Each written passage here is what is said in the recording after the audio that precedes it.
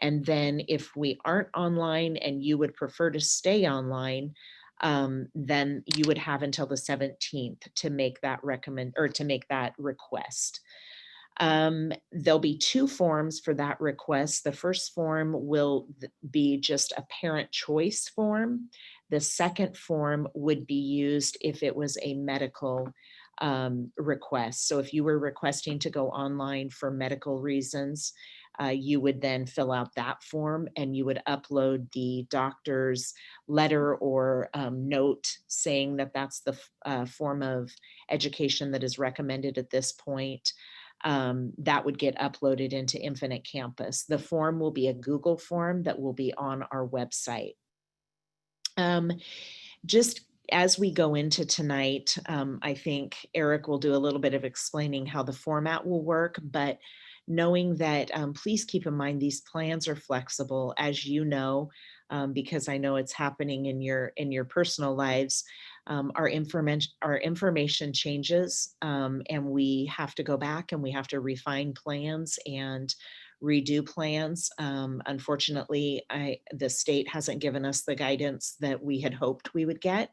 So we are left up to local school districts to work through that. I'm thankful that we have great medical providers and partners in this community. And so we're in a great situation being able to have very informed conversations.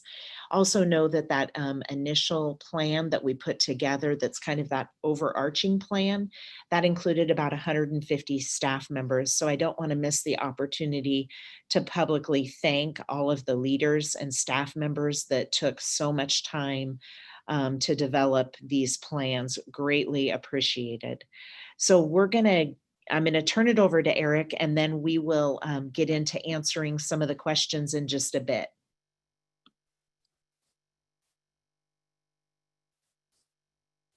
Yeah, thanks a lot, Superintendent Reisner. We're going to take a few minutes and talk a bit about communication. I'm going to take off the thought exchange for a bit and point us in a direction of our website.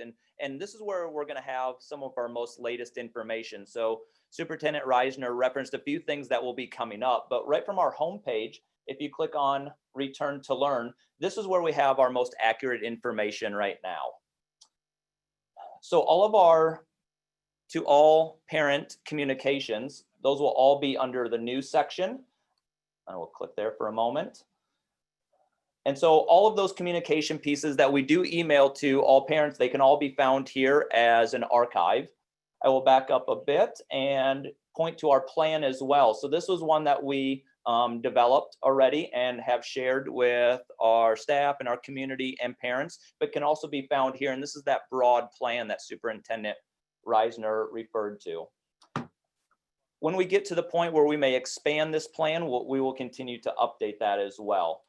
We do also have a timeline, which we will be updating tomorrow with the building level webinars, just like this one. We will update this timeline for that and include the links into this timeline as well. And in addition to that, we've added a couple other tabs on this page. A frequently asked questions tab and a resources tab. So a few things that we for sure know that we will be including in the very near future is the metrics that Superintendent Reisner referred to. So we will be sharing that. And then also we know that buildings, and we're going to talk more about this today, each of our buildings are developing building specific plans as well. And I think that's where a lot of the questions will come from, are those building plans. And so we will have those on our website, and we will be sure to communicate where to find those and the contents of those plans as well. At this point, I'm going to give one more opportunity for the thought exchange, because I know Dr. Hawkins is up next and he's going to provide a bit of an overview and he's going to be presenting. So I'm going to take a moment and let anyone else access the thought exchange. Right now we're up to 70 thoughts. It just moved up, and I'm going to turn it over to you, Dr. Hawkins. Very good. Thank you very much. Well, I will share my screen here in just a moment and go over broadly some different components of our plan. Much of what I'm going to go over is available in the plan website link that Eric just shared with everybody. So I appreciate him showing where that can be accessed. Um, Before I hop into that sharing, I want to echo what Superintendent Reisner said and just thank the many staff members, leaders in our buildings, leaders in our community that work together to develop the guidance that these implementation plans are based upon. And so as you'll see tonight, lots of decisions already have been made, and there are other things where decisions are being worked on. So I'm going to go through that. I'm going to share my screen right now. Hopefully you guys can see my screen. Yes, no, yes. Okay, I'm seeing a head nod. That's a good sign. And I'll go ahead and give you an overview of that return to learn plan. I think it's important. You heard Superintendent Reisner talk about flexibility in her opening statements. And I think as we talk with our parents and community, one of the things that I really want to make sure people understand is that this whole plan is built on the notion of flexibility, right? So flexibility for the district, right? So our buildings and the district is preparing itself for the possibility of presenting education to our students in various models, right? So those models will include on-site education, potentially online education or remote education, as well as a hybrid of those two. And knowing that the health context of our community may change throughout the course of this situation, we want to have a flexible enough system that if we're in one mode of delivery and the situation changes, that we can change then to a mode of delivery that's more appropriate to continue a high quality education, but of course to prioritize the safety and health of our staff and our students. It's also built, the guiding principle of flexibility also applies to families as well. And you're going to hear me address that a couple of times in these slides, but really understanding that while the district might say, here's where we believe we need to be as far as a mode of delivery, we do offer some flexibility to families to say we want to choose a remote or an online education opportunity for our children, regardless of the context or the delivery model that the district is suggesting is appropriate for most students. So the flexibility for the district, flexibility for families is a cornerstone of the guiding principles of this plan. So I'm going to go over kind of some of the different components of those various delivery models. Obviously, on-site delivery would be probably feel the most traditional to our families, although I will go through a number of steps where there will be a lot of things that may not feel as traditional. But this would, of course, involve returning students and staff to buildings in a full-time basis. Doing face-to-face delivery of instruction given several mitigation steps. And I'm going to go through those mitigation steps now. So one of the things that we're working on is developing a protocol that we can work with parents, teach to parents, and so that a screening can be done at home each day before children come to school. Obviously, if children are not feeling well, we want them to stay home and not come to school, but we want that screening process to occur at home. And we actually are working on how do we work through the procuring the supplies that would be needed and to make available for those families who maybe don't have the ability to have the supplies needed for that screening. We're starting to tackle that aspect as well. Our staff, as you may know, will be required to wear face coverings. We are, again, procuring all of the PPE for our staff members to be able to do that, including cloth face coverings, face shields, and other PPE as appropriate for nurses or other staff members.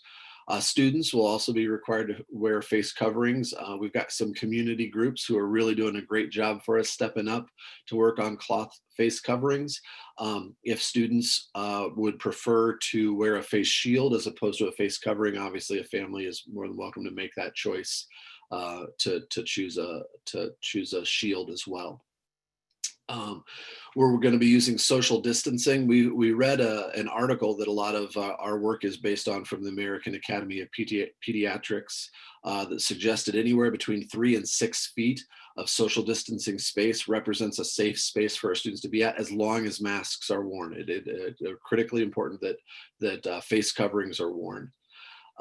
We're getting signage around the school reminding students of face coverings, hand washing, directional arrows for hallways, signage, and ways to indicate ways to keep socially distanced when you're standing in line, the reminders to stay home if you're ill, what are signs and symptoms to be looking for. So we're looking for all sorts of signage that can be posted around our building to help with the logistics of navigating the building, as well as reminders of those health and safety practices. In addition to the signage, of course, we'll be teaching various routines in our buildings. I've sat with our principals over the course of the last couple of weeks as they've talked about some of those routines and how we might go about teaching some stamina with wearing a mask, and how to get used to wearing a mask, and how to properly wear a mask, and providing opportunities in our routine for sanitizing your hands and hand washing and those types of things. Um, Again, our principals are planning for how to cohort groups, keep them together whenever possible, and to stagger opportunities when kids need to maybe travel to the lunchroom, for example, to get lunch. How is that staggered so that not everybody's traveling at the same time? Um, we're going to discontinue the use of traditional drinking fountains, and instead, our great maintenance crew is working on how do we install water bottle fillers in each of our buildings, so that students still have access to stay hydrated and healthy, but that's not done through a drinking fountain. Maybe a safer practice there. Um, we're going to be holding our student and parent meetings as much as we can virtually. Staff meetings will be held virtually. And in general, we're going to try to limit and discourage volunteers or other folks coming into the school, really trying to maintain that school environment as much as we can without outside influences coming in, if we can, to keep that safe. Some specific mitigation practices around cleaning and sanitizing. The custodians will do a deep clean and a sanitizing every night using hospital grade disinfectant. We've purchased electrostatic sprayers, so those misters that can make sure that we're really getting all those surfaces sanitized. Really focusing on those high touch surfaces, doorknobs and light switches, and desks and handles and things like that. We've got no-touch sanitizer stations that have been purchased for every classroom. I'm not sure that all of those will be in and installed. As you can imagine, there's a little bit of a back order on some of these types of supplies, but in the meantime, we've got pump sanitizer that's coming in for each building, and then eventually every classroom will have a no-touch sanitizer, as well as other locations throughout the building will have a no-touch sanitizer dispenser that will be available for staff and students to make sure that our hands stay clean. Um, uh, we're discussing routines and practices to avoid sharing of electronic devices, books, games, handheld things. We're talking about ways to maybe reduce the amount of touches on different supplies that occur throughout the building. Talking about maybe ways to separate and put in different containers student belongings so that things don't get intermixed as much. Um, we've got an inventory process for that PPE, the sanitizer, and the cleaning supplies, so that our district maintains adequate supplies in each building to make sure that we don't ever run out of anything that is needed in order to maintain the cleanliness and the safety of the building. And then again, as I've talked about several times, the regular hand washing being promoted as a part of that routine. Again, I would stress that the information that I'm sharing here is also available through that link that Eric shared earlier, but hitting on a few key points. Transportation. The drivers will be screened daily. They'll wear their face coverings. I know that Durham is planning on disinfecting and cleaning the buses twice daily. There will be sanitizer available for students upon entry into the bus. We will ask that students wear a mask when riding the bus. They'll be assigned 2 per seat, prioritizing, of course, students coming from the same household. And then students will be asked to remain in those pairings for all trips, so that we can minimize any kind of interaction that would occur on a bus, as well as know who's sitting where, in case that's helpful. From a food service perspective, we're looking to pre-package items for students. I know maybe one of the details the principals will get into is how breakfast will be served, but the idea that breakfast will be going to the classroom for kids. This next year, lots of opportunities to go down to the class or go down to the cafeteria, maybe for lunch, get your items, go back to a space, and then when you're done with that, throw those items away. So eliminating the use of trays and metal silverware, and going instead for things that can be pre-packaged to eliminate maybe touching somebody else's food item, that kind of stuff. Our staff will be wearing face coverings. We'll be putting up plexiglass shields at the cashier stations, pre-screening of those health workers daily, so on and so forth. And again, I didn't cover every detail of every mitigation step, but I covered many, but more details are available at that link. But I really want to address the idea that even the traditional on-site delivery of instruction is going to look and feel pretty different based upon the rigorous mitigation steps that are being used. Again, I addressed this already, but it's good to reiterate that options are available for families. We recognize that some families may just not be able to attend in-person instruction due to a pre-existing medical condition or out of choice. We know that those are not easy choices to make, and Superintendent Reisner talked about the timeline and the process for making those choices. And so if we're in a hybrid model, but you think, nope, we want to do online instruction, you can choose that online instruction. If we're in a full on-site delivery and you want to do online instruction, you can do that online instruction. In order to limit those number of variables for our teachers to plan for, we are going to limit that option to online instruction. So we won't be in a situation where we're in a full on-site delivery and having people choose a hybrid model. I want to be clear about the limitations to those options, but there will be options available for people who feel like online instruction is more appropriate than the other option the district is presenting at that time. Okay, so when it comes to that online or that required continuous learning, even that will probably feel different than, it will likely feel different than it did for our students in our elementary and middle schools this past spring because of the required nature of it. So attendance will be taken. Classwork will be graded as grades are given at each appropriate level. If credit is appropriately awarded, it will be. It'll consist of both live synchronous sessions as well as asynchronous on-demand sessions. So some intermixing there. We've got some really good feedback from our community about the things that were helpful this past spring. I will take this opportunity just to encourage you, if you have not yet completed a survey as a parent, giving feedback to the district about your learner coming up this next year, we would love you to do that. I know I saw when Eric was going through those various resources on that timeline, there were some links to the surveys there. We'd love to have a survey for every child that's coming back to school next year, so that we could begin that planning down specifically to each child's needs. So again, in the required continuous learning model, both live and asynchronous learning will be used. This slide just kind of describes those in a little bit more detail. Those asynchronous sessions, primarily our delivery models will be through Seesaw and Google Classroom. When we're doing that online learning. So those live sessions will be hosted through Google Hangout and will be recorded. Just a best practice, we'll be following the best practice guidance that we've received from our Heartland AEA and from other educational experts. And then those asynchronous sessions will be supported through the different routines that teachers are able to establish with kids, either through the online module or when we have them on site. Those graphics at the bottom of this slide are intended to help show that we'll be working on. We know that access to the internet and access to devices are key to are two key things to providing that required continuous learning.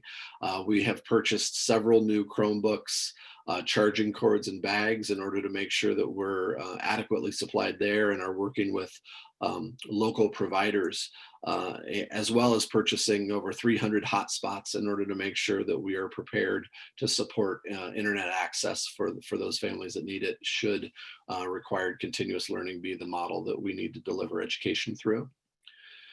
Again, I want to go over our hybrid models a little bit. Hybrid 1 would be kind of that 50-50 model, right? So the metrics that Superintendent Reisner talked about would indicate to us that we need to have fewer students on campus, and greater social distancing. And so hybrid 1 would be a situation in which some students would be coming on a day, and other students would be learning remotely.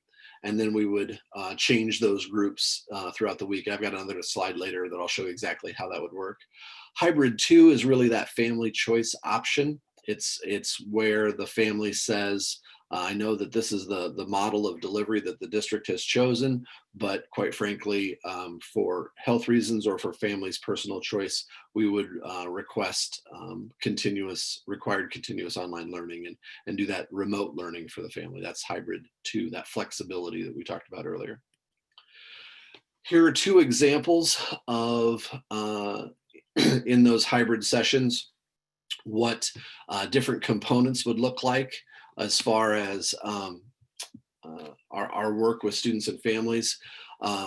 In a hybrid 1 model, attendance for those students who are maybe in attendance that day in the building, obviously attendance would be taken on site as it traditionally has been. And then for those students who are working remotely, attendance would look more like a task-driven attendance model. So if this task was put into Seesaw, if there was a specific learning task put into Google Classroom, then work towards that task and completion of that task will be the strategies used to take attendance for that remote portion of the learning.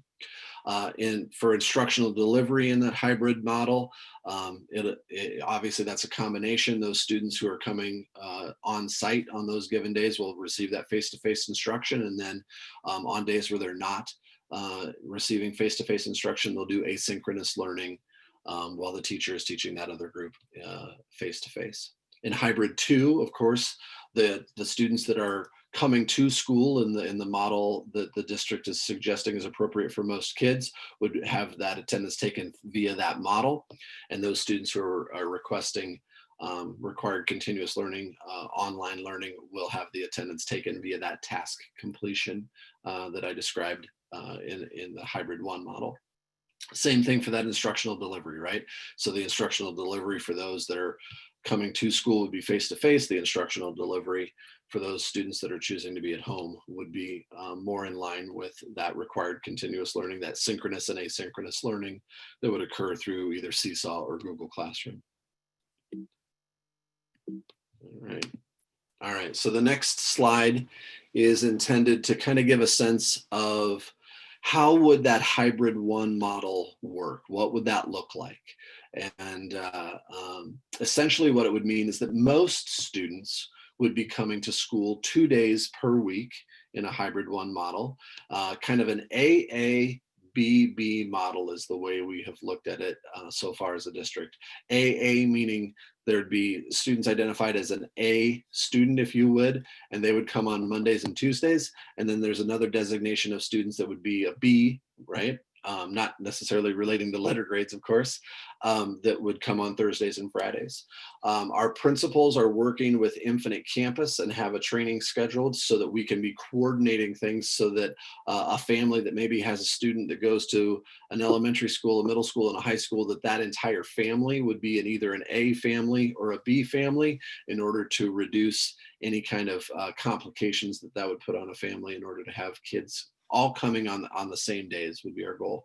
You can see here that Wednesdays would be reserved for, we would not have students coming to school on Wednesdays. That would be time in which teachers are planning and providing feedback for that online learning that is occurring, having office hours, grading work, receiving the professional development that they need in order to make, in particular, the online learning, but all of the learning for students go as successfully as we possibly can.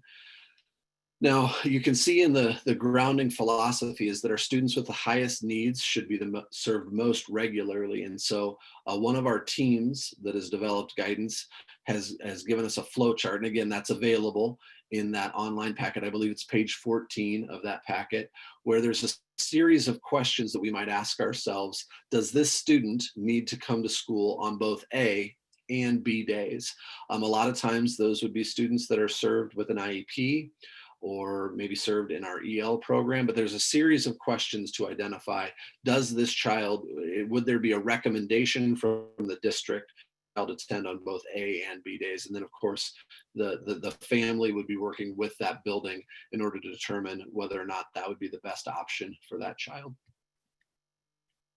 And then I know Superintendent Reisner spoke about this a little bit, but just to reiterate, we are collaboratively working with Mary Greeley, Story County Public Health, Story County Emergency Management, other superintendents, McFarland and others, in order to create the matrix of data points that will be reviewed frequently in order to make determinations about what delivery model we're in, where are things at for an individual classroom or a building, as well as where are things at for the system as a whole.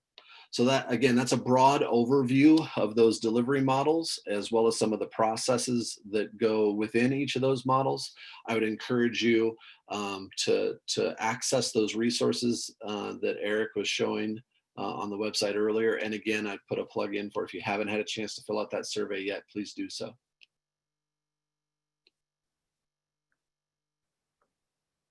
All right, thanks, Dr. Hawkins. So we've been really digging into the thought exchange questions, and we're up to 113 already. So we really appreciate everyone for inputting their questions into there. And we're going to start working through them. But I do want to take just a couple minutes and summarize a few things that I know we've already said during this webinar. But, one of the most common questions is, what is school going to look like when we start? What delivery model are we going to be in? And I know Superintendent Reisner referred to the August 10th school board meeting. So a recommendation will be made then and will be brought to the school board. But I also think it's important to for us all to remember that in this return to learn plan, we were asked to provide delivery models, multiple delivery models. So whether we're on site or remote learning or a hybrid of the two, because throughout the school year, we may be moving in and out of those delivery models. And so it's important for all of us to keep that in mind, as we may start the school year in one way, but we may move into a different delivery model at some point throughout the year, or even a building could move into a different delivery model throughout the year. And so that's why we're really taking time and focusing on all of our delivery models, because of that possibility. And that really gives us an opportunity to transition into the metrics that Superintendent Reisner brought up earlier. And she's going to talk a little bit because we've gotten a lot of questions through Thought Exchange about, what happens if a student or staff member does test positive for COVID-19, and what happens then. So I'm going to turn it over to Superintendent Reisner. Thank you. And before I start on the metrics, one thing I wanted to point out, the difference between going into this year as opposed to in the spring.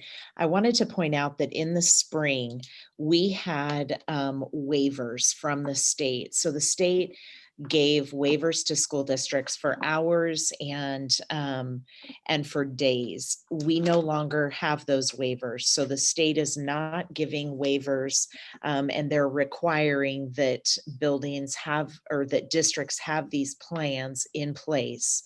So I just wanted to clarify that, because I think that that's an important to understand as we move forward, that, not necessarily do we have the the authority or the power to be able to say, we're just going to go with this one learning mode. We actually were required to have multiple learning modes, and be able to go in and out of those learning modes so that we would not have the same situation that we had in the spring. So that being said, just to talk real quickly about those metrics that are being developed, I can't speak to protocol very deeply yet because we are still in that process of developing those.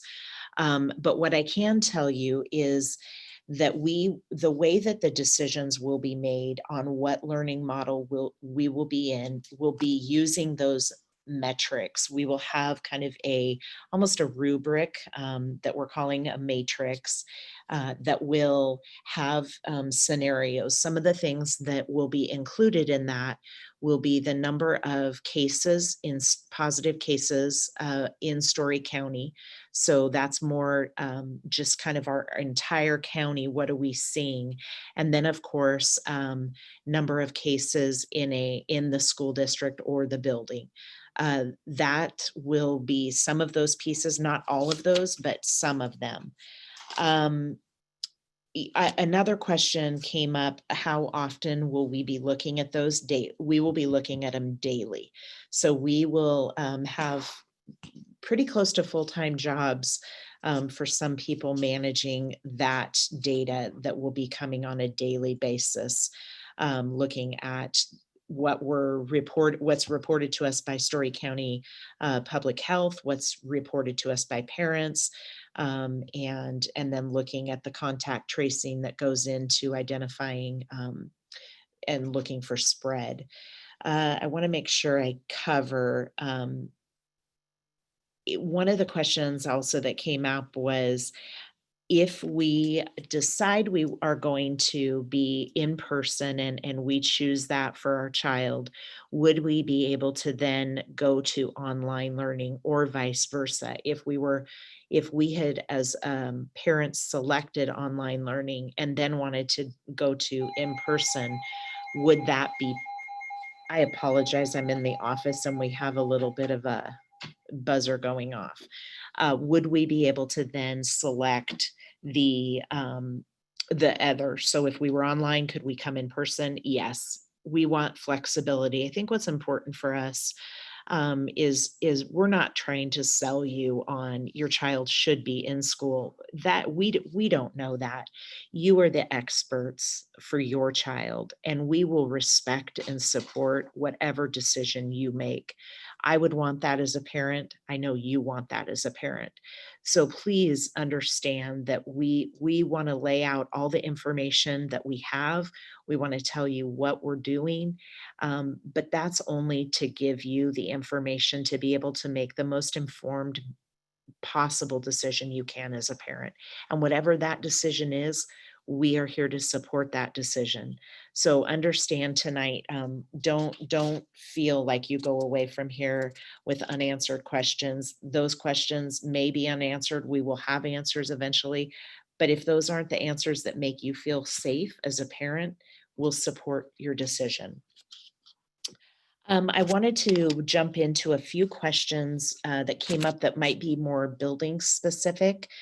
Um, One of the questions that came up was, what will recess, playtime, PE, things like that look like? Specifically, I know there was a question around what would playtime and that piece of recess look like at the preschool. So Principal Barber is on here, and I'm hoping she can give a quick answer. And then any of the other principals that would like to share any information around what recess and playtime will look like, that would be great. Awesome. Thank you. That's such a good question and so important because we know that play is so important for our students' physical, social, and emotional development. So, in regards to recess, we are looking at zoning our playground. So, making sure that we have students in the same cohort as much as possible.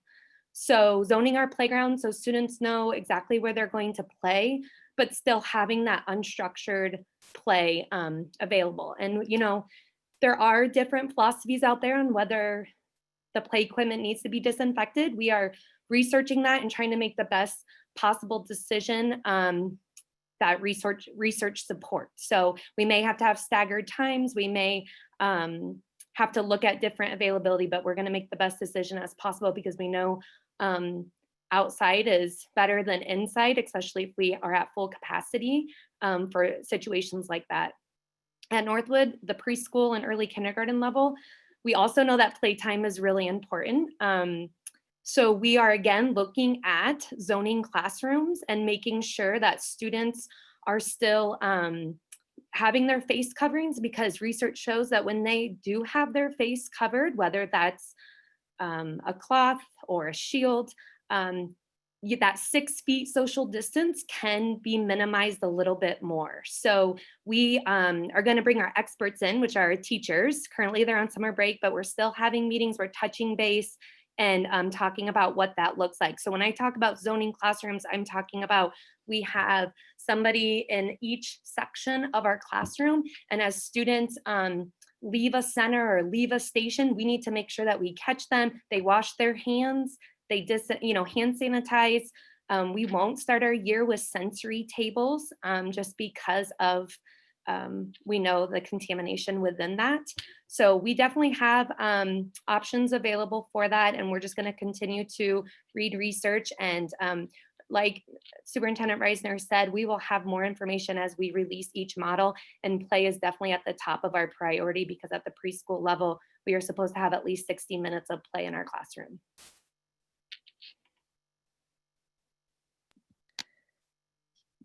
Would any of the other principals like to weigh in on that? Yeah, can you hear me? Can you guys hear me okay? Okay, good. I wasn't sure. All right, so hi, I'm Justin Jeffs. I'm one of the elementary principals here in Ames, and we've had a lot of discussions about recess and fine arts, right? Related arts, specials, there's lots of different names, right? But your PE, media, art, music, and what that might look like. And like Ms. Barber said, we're constantly making plans and trying to follow research and what's the best practice right now today. And let's make a plan for that, knowing that this has got to be fluid and this is something that may change based on the direction we receive. I can tell you right now, kind of where we stand as an elementary group is, yes, we are planning a recess. We also believe that's play is very important for that social emotional development piece. Now, within that, we've got to really be methodical in how we do that with the current guidelines. And so kind of what we're looking at right now is when we talk about zoning, staying within a cohort, we don't mean a cohort being a grade level, we mean a cohort being a classroom, right? So this class in 3rd grade is going to play on this area of the playground, maybe today or this week.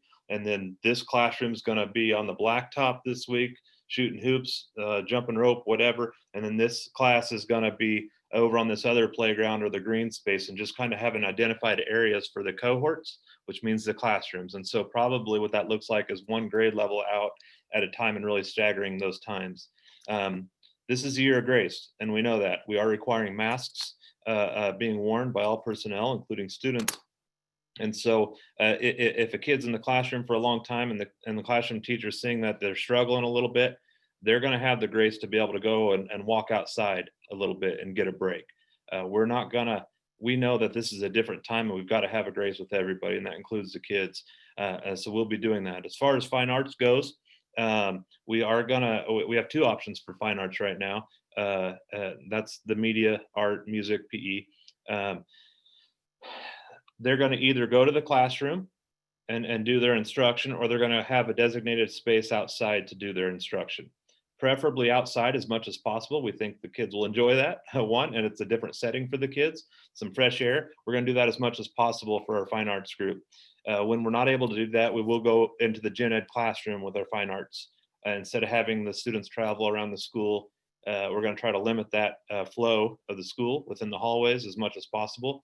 But still give them the opportunities for different settings. And so that's kind of the model that we're currently looking at, is having the fine arts teacher either take them outside in a designated area or go into the gen ed classroom to present that instruction. But yes, those things will still be happening.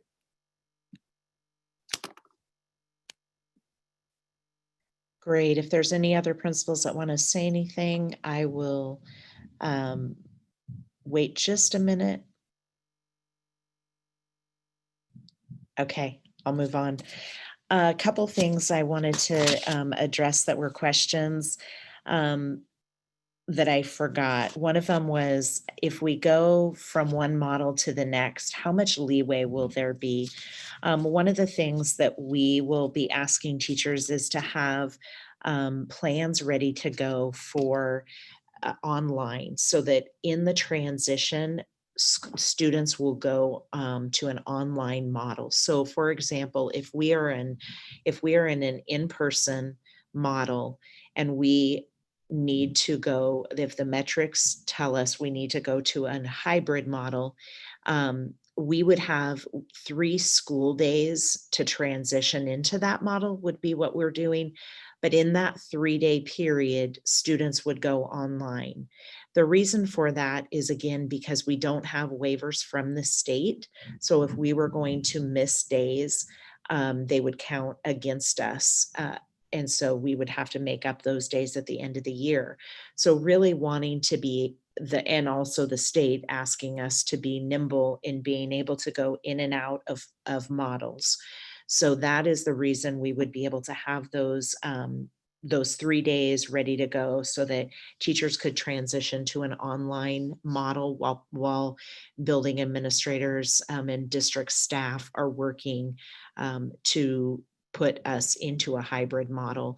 Another question that came up in relation to that: will we keep families together? Absolutely, that is our goal.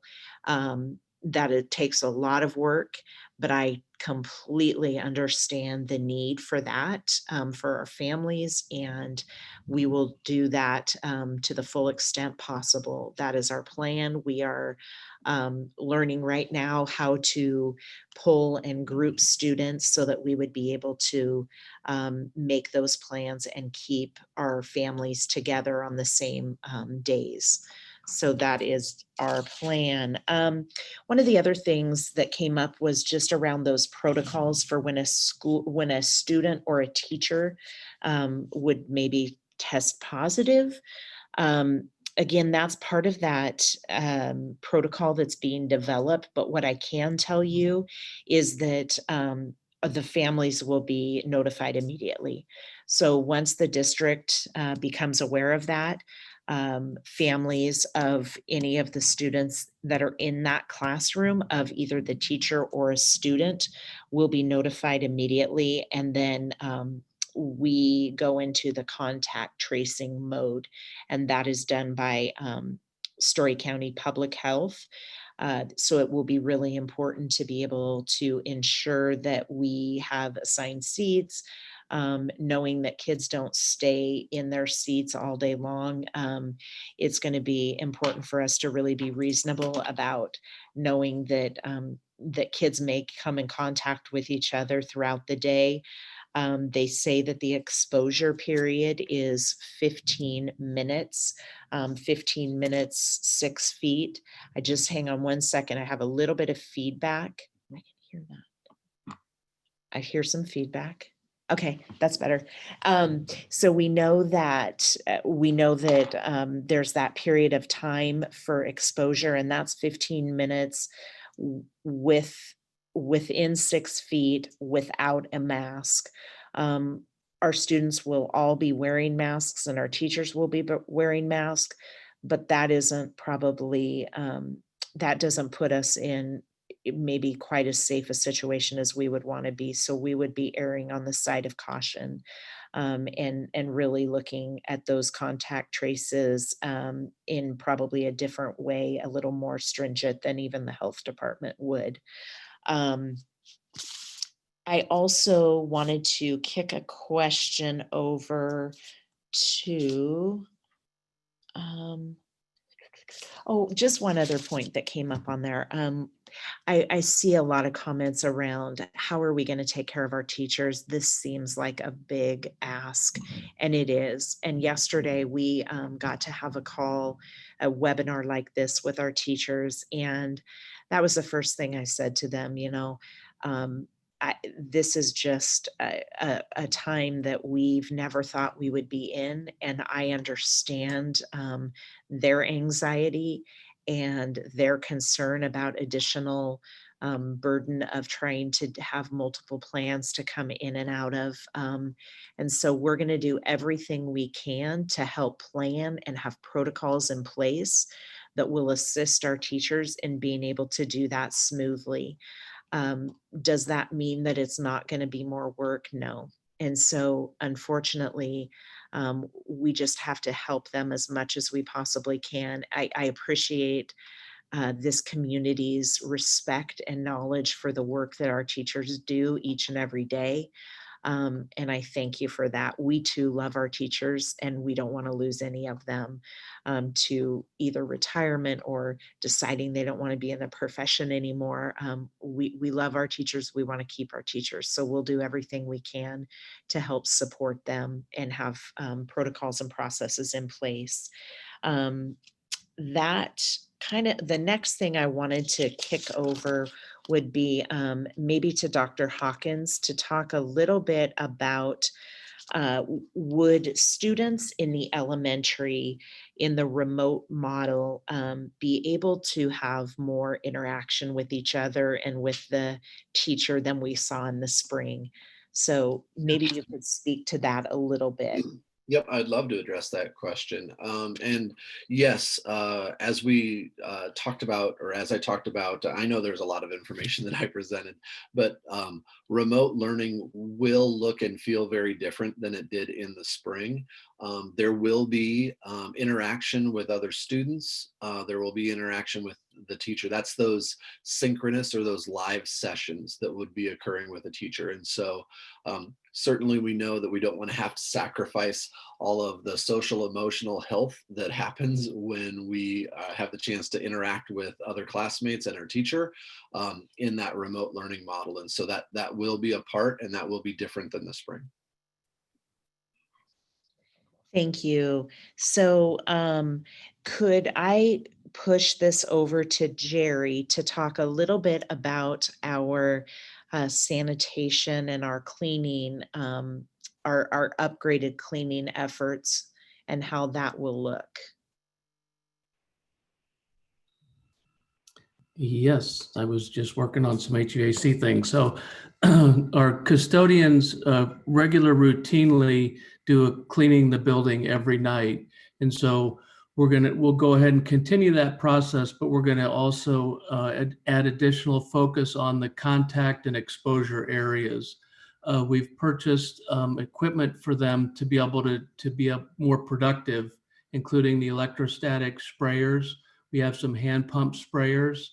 And so we're going to be able to focus on that. And the disinfectant chemicals that we utilize to be able to accomplish that are hospital grade. And so we're going to also increase and do some additional training to make sure that we've got the proper training for the new equipment, as well as to reinforce the habits that in the process that they already take.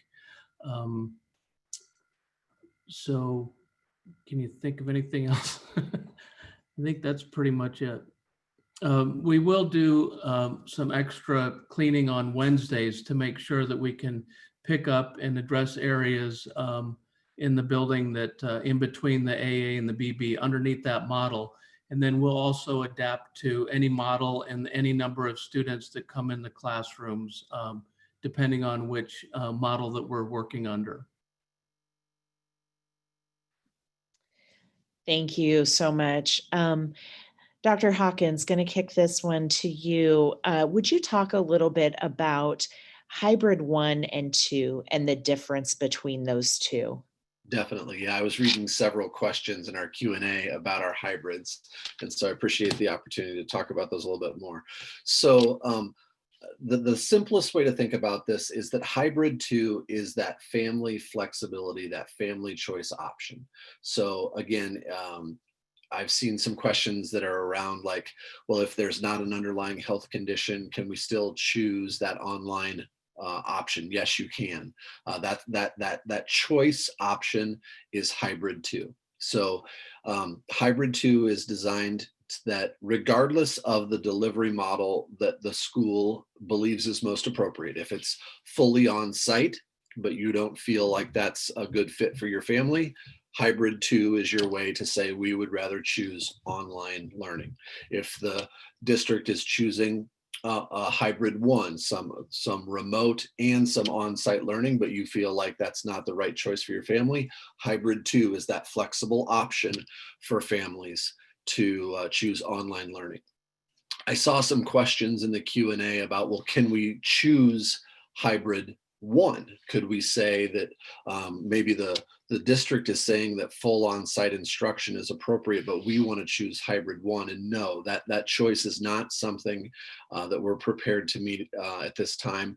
We do want to provide families choice, but again, as I just heard Superintendent Reisner talk about, with trying to make sure that this is manageable for our teachers as well, that those choices are either the model of delivery that we've chosen, either on-site or hybrid 1, or does a family want to choose that remote online learning? Hopefully that clears that up. Thanks, Dr. Hawkins. We're going to move over to Special Education Director Darcy Cousins and give her an opportunity just to talk about special education in general in all of these delivery models. But before we do that, after that, we're continuing to go through the thought exchange questions, the Q&A, but we're also going to open it up for people to raise their hands and ask specific questions. So the way this will work, once Director Cousins is done, then if you click the raise hand button in the lower left-hand corner, we'll be able to see that, and we'll moderate that after our special education update. We'll be able to see if you raise your hand. I got one already. That's great. And so we'll give people the permission to ask a question, and we'll start to navigate some of the questions that way. But Darcy, it's over to you.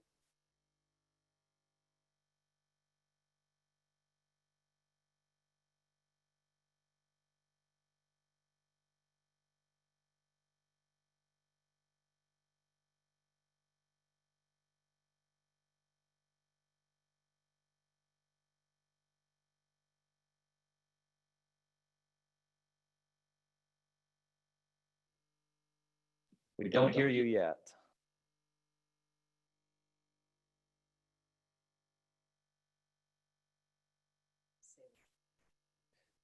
All right, well, we'll go over to a question first. And Namrata, you are able to ask a question. Yeah, hi. Have you considered going to a, more outdoor learning for elementary students, like, having half of the day or as much of the day as possible outdoors rather than indoors? And or, finding a way to open windows in the classroom? Yes, thank you so much. I missed the first part of your question. I accidentally hit the mute button, so I'm in all transparency, I apologize. If I heard the second part of the question, which was outdoor learning and opening windows. So we have talked about that outdoor learning option, especially in relation to doing PE and some other subjects that naturally lend themselves to being outdoor. Principals, I don't know if any of you would like to weigh in on that. I know I've talked about it with all of them, so it's going to probably be a piece in their plans, but I don't know if they've gotten to that part yet. Principals, if you would like to talk, just unmute. I'll wait just a minute. I can talk a little bit about that. Like I said, we don't have everything fully developed. We all just recently started working as building teams to really go through multiple questions, right, and scenarios with all the different models. And so we have discussed this a little bit. I can tell you kind of where we're at right now. As I mentioned before, yes, fine arts or specials, as you know it, we are encouraging to go outside as much as possible. We are going to designate an area for that. If it's doesn't work out on a certain day, they can certainly go into the gen ed classroom and deliver that instruction. We are going to encourage our teachers that they can certainly go outside and do instruction when applicable. By that I mean we've got to work around a lot of different schedules, right? And so we've got a lot of K-5 going out to recess multiple times a day. and using a lot of our green space and playground area. We do have, every building's different as far as their ground layout, but we have different options about the front of our building. We have an area that a class could go out to. We'd want, so we will see some of that, and that is going to be part of our plan, and that is going to be an option for the teacher. We just have to methodically make sure that we stay distanced, right, with all the other different activities we have going on, both inside and outside of the building throughout the day. But yes, that is going to be an option, and we think it's a viable option to happen throughout the day for different teachers.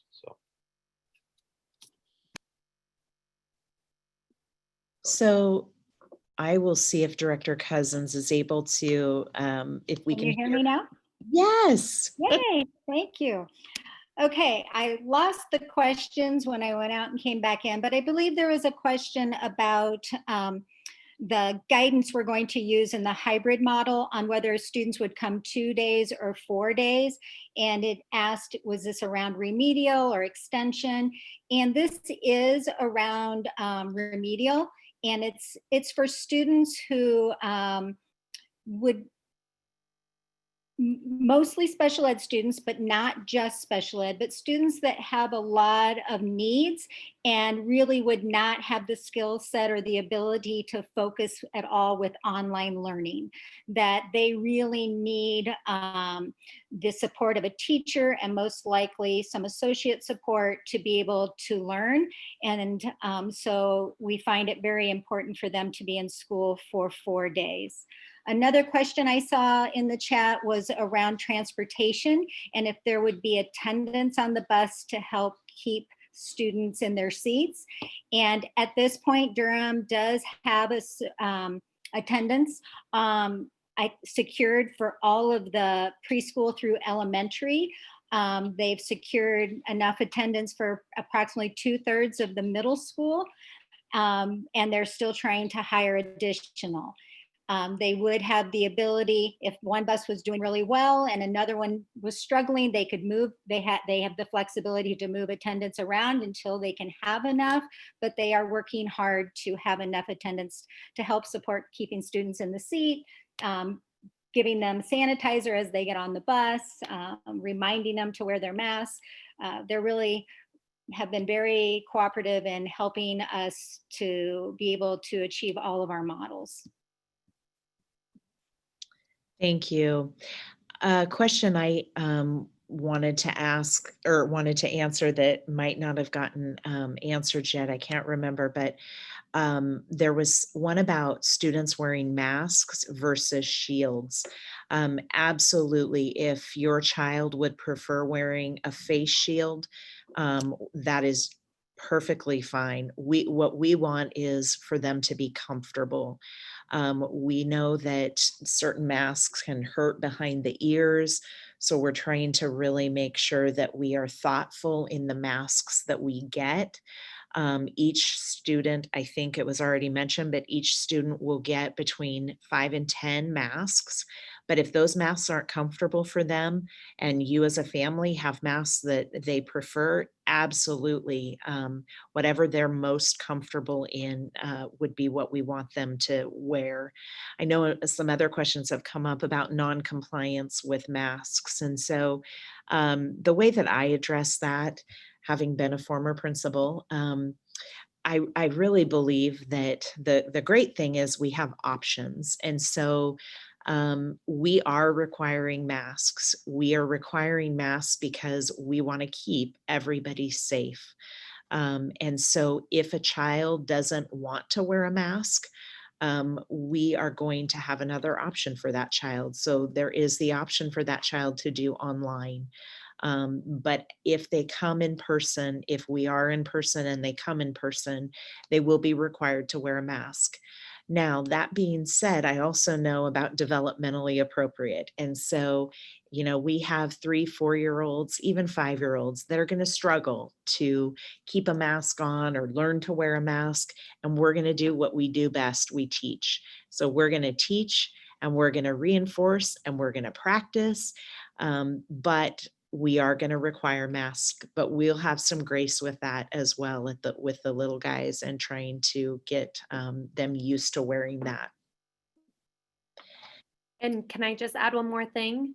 You bet. We're really going to partner with families to make sure that, you know, students feel comfortable before even coming to school. So we're going to be at the preschool level, Northwood, we're going to be releasing, you know, videos and things to get them comfortable so they know what to expect when they come. And the more you can talk about it at home and model it and show it, then it will just make that transition smoother as they come into school. But like we've been talking, we're going to have a lot more information released through FAQ on our website and our building meetings that will be happening in August. And we really just want to partner with you to make sure all students feel comfortable coming to school.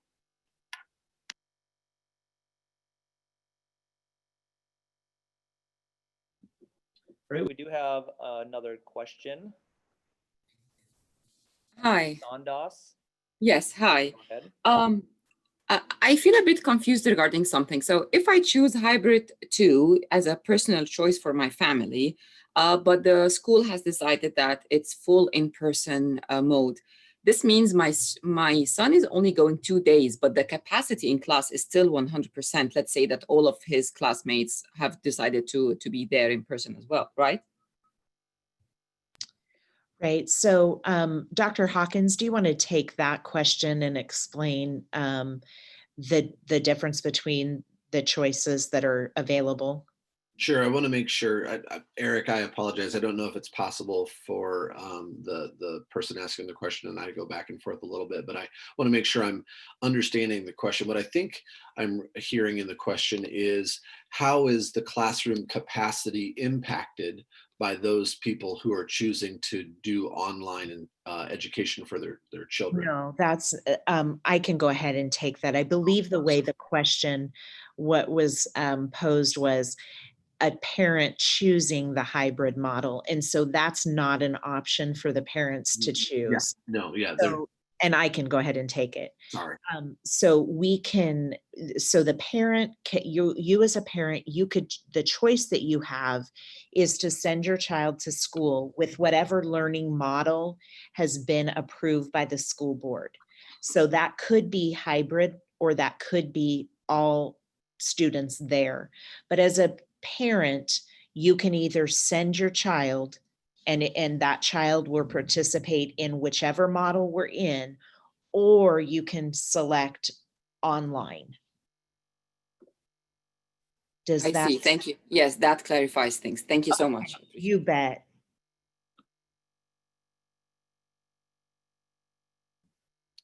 Thomas, you can go ahead.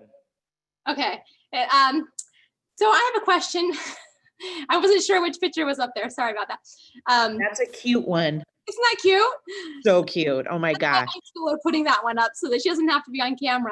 So I have a high schooler and I have an elementary school child. If we do have to do totally remote learning or hybrid, if we have to do a hybrid learning model, we were wondering if there's a possibility of actually having one child be an AB and one child be an A and one child be a B, just because the home dynamics, they don't get along horribly well. I think more homework would actually get done more quickly.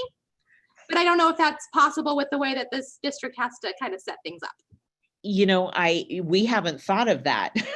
So thank you for bringing that up. I think our mind was on, we've got to make sure that these families are together. So I think that you could make that request and we would probably be able to accommodate that.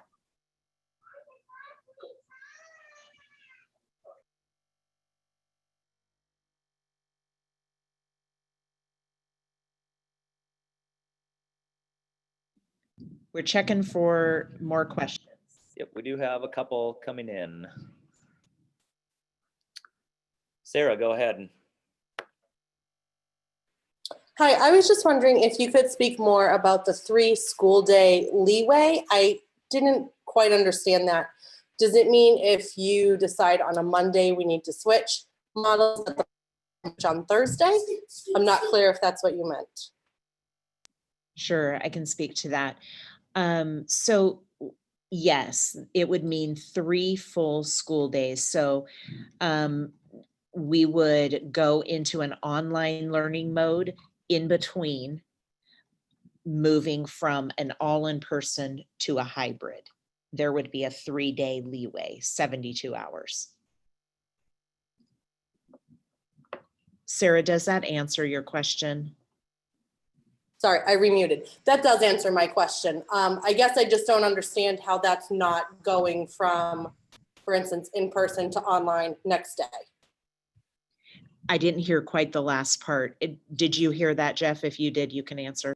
I did. The question was, does that mean that we're going to be essentially going from in person to online the next day? And so, yes, I know Superintendent Reisner, when we met with our staff yesterday, one of the things you talked about was really encouraging staff to have about 3 days worth of lesson plans for an online environment, kind of ready to go in case that transition needed to occur. So Sarah, yes, we would be asking staff to kick in those online lesson plans as we made the transition to that hybrid or other delivery model. Thanks for clarifying that.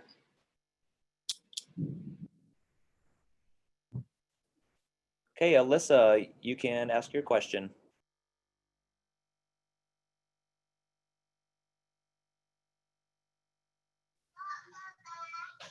Hello, can you hear me? Yes, we can hear you. Hello, can you hear me? Oh, Yes, sorry, we can thank hear you.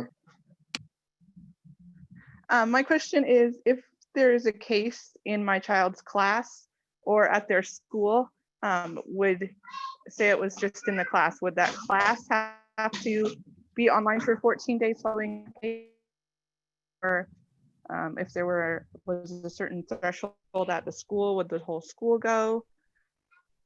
Great question. So that's the protocol that's being developed right now. What I can tell you is that you will be notified right away. So we've put that process in place, and I know that people were worried, will that really happen? Yes, that will happen. We will then determine through contact tracing if that full class goes into quarantine, or if it's a shutting down the room for 72 hours to re-clean. And we're getting that information from the health experts. I'm not a health expert, and so that's where I'm really leaning on them to provide that information for us. We have another meeting this Friday. My hope would be that we're getting closer and closer to a completion, so that at some point next week, probably more like the end of the week, we would be able to put that guidance out. But again, I'm leaning on them to provide what those protocols are.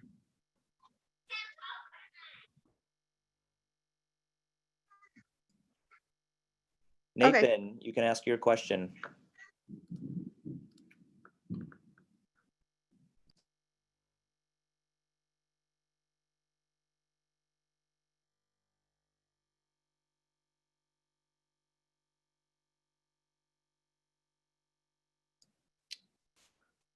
Sorry, one moment.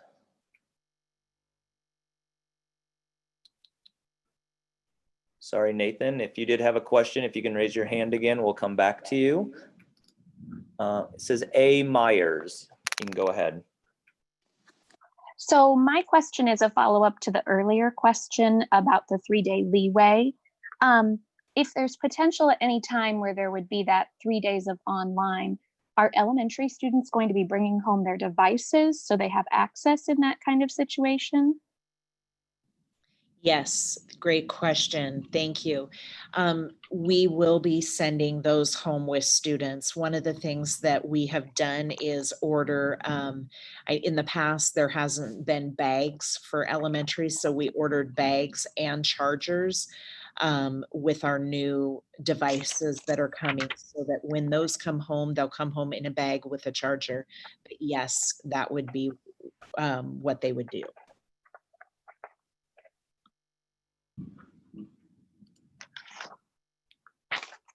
Okay, Nathan, you are up. We're going to try it again. I may have inadvertently shut you off. Go ahead. No, sorry, we had a power glitch.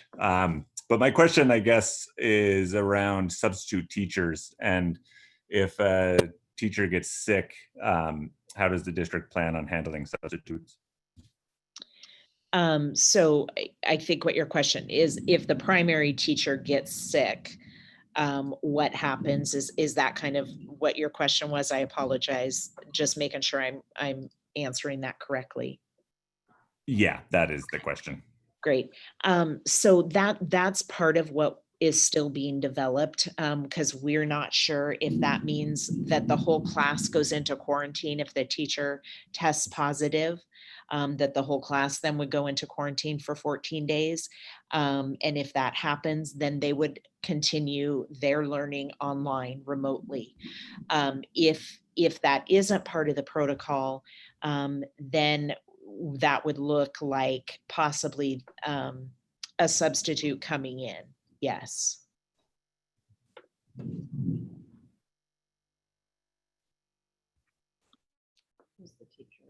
All right, Karen, you are up. All right, so this is Drew. I'm using my wife's account here. So the question is about ELP classes. How are these ELP classes arranged in different settings? Did you say ELP? Yeah. Okay, great. I will kick that to Dr. Jones, and he can speak to that.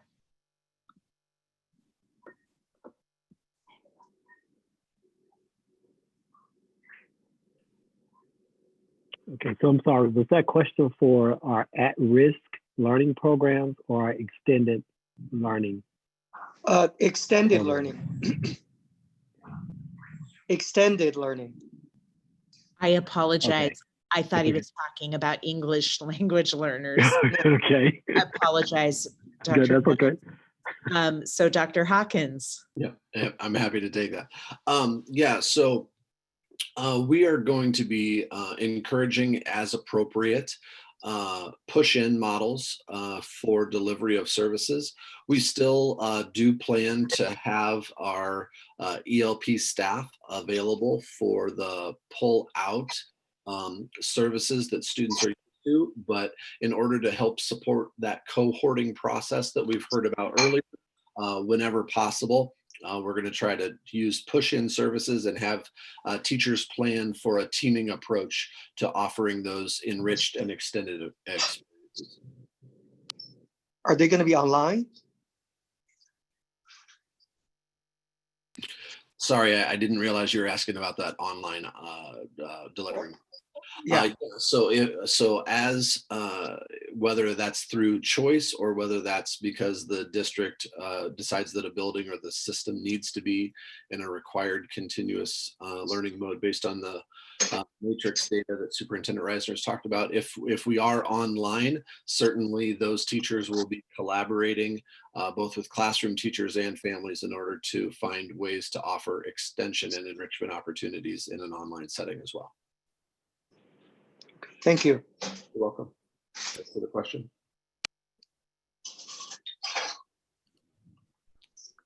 All right, we do have 3 more hands raised. And once again, we really appreciate all of the questions, whether through the Q&A, the thought exchange, and then now asking questions as well. Well, we do have 4 more hands raised, and we're gonna work through those 4 before we conclude tonight.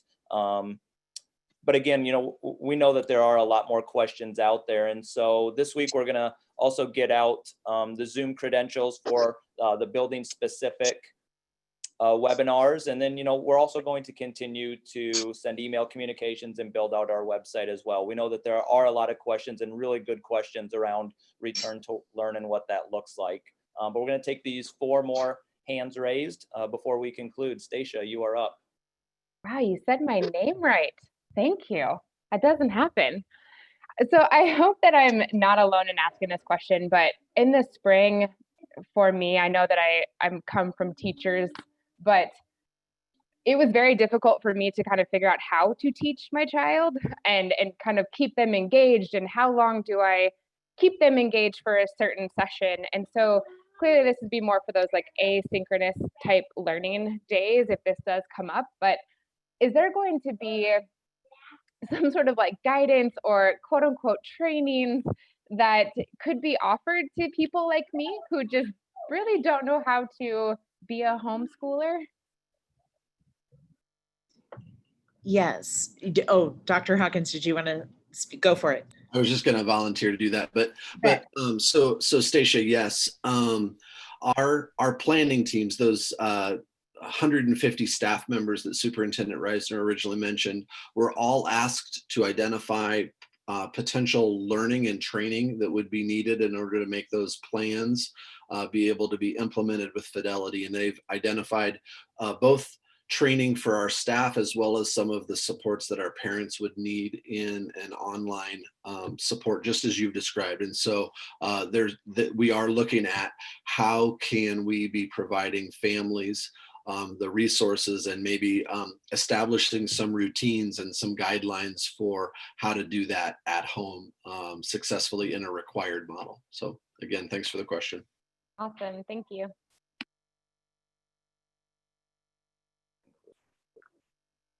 Well, as we are here in the district office, I really hate to do this, but our phone has been blowing up telling us we're in a tornado warning.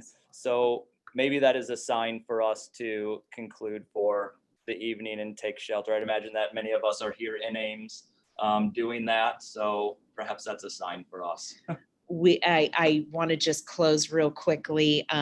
Those of you that know me, you know that the tornadoes, that's my biggest fear, having not grown up in the Midwest, but I love it here, but this is the one thing I get really nervous about. So again, thank you all so much, and feel free, if you didn't get questions answered, to reach out to us.